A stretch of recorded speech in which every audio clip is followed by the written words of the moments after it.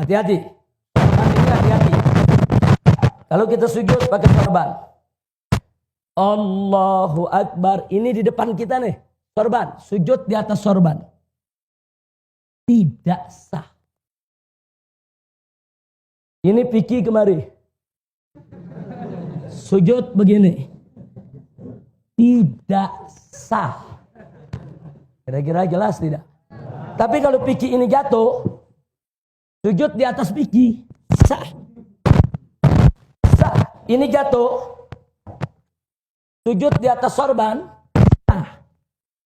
Tapi kalau sorban ini sedang kita pakai begini, sorban di depan kita, terus sujud di atas sorban, tidak sah. Nah, kalau Anda lagi sujud, tahu nggak sengaja ini begini, Anda udah sujud begini, turunkan aja ini. Ini turunkan, selesai. Sholat Anda sah. Paham? Jadi jangan mentang-mentang pakai sorban, ada yang sujud kadang-kadang di atas sorban. Tidak sah. Sebab kalau Anda sujud di atas sorban, sorban yang sedang Anda pakai, berarti Anda sujud di atas pakaian yang sedang Anda gunakan. Nggak boleh. Kira-kira jelas tidak? Nah, makanya sekarang bagaimana kalau orang rambutnya panjang nutup semua ini?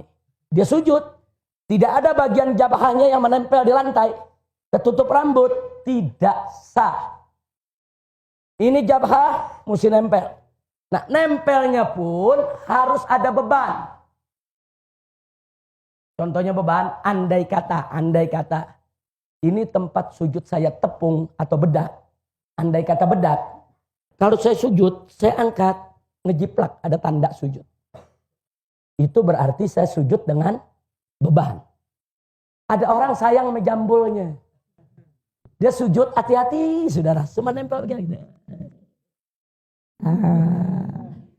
Ada yang begitu. Andai kata ada bedak, nggak ada tanda sujud. Tidak sah. Sujud itu bukan sekedar nempel, tapi ada beban.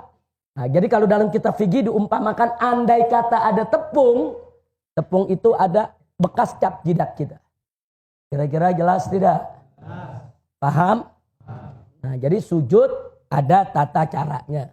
Jangan sembarangan kita sujud. Posisi kaki jari lihat, posisi tangan lihat, posisi jidat lihat. Nah, ini yang penting. Termasuk perempuan yang suka yang pakai apa? Mukena. Kadang-kadang mukenanya panjang, begitu dia sujud, mukenanya di depan. Dia sujud di atas mukena. Tidak sah. Makanya hati-hati tempat sujud kita. Nah, jangan sampai berkaitan dengan apa yang sedang kita pakai. Kira-kira jelas tidak? Paham semua? Jadi kalau ini Piki nutup begini, sujud tidak sah. Tapi kalau ini Piki jatuh, sujud di atas Piki sah. Karena kalau Piki sudah terlepas, dia tidak lagi sedang kita pakai. Sampai di sini jelas? Paham? Baik. Berikutnya. Nah, begitu kita bangun dari sujud, perhatikan kaki kita. Bangun dari sujud. Allahu Akbar. Pantat kiri kita duduk di atas kaki kiri. Kanan kita, jari jemarinya ini menghadap ke kiblat. Perhatikan, ini belakang begini. Ini namanya duduk apa nih? Ini namanya duduk apa? Iftirash. Ini duduk iftirash.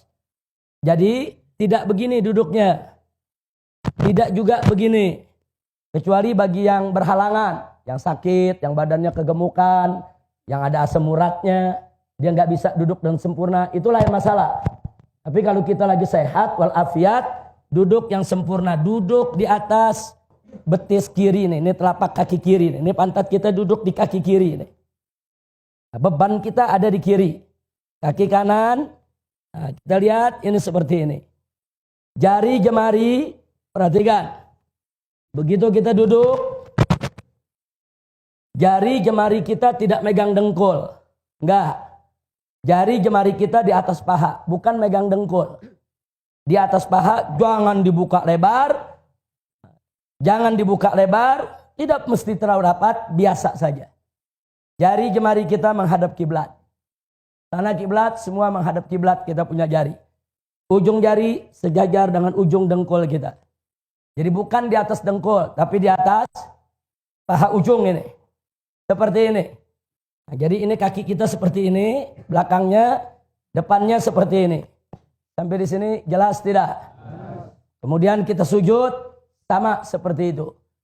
Nah, setelah sujud kita akan berdiri. Nah, dalam mazhab Syafi'i saat kita mau diri ada sunnah untuk kita yaitu duduk sejenak istirahat.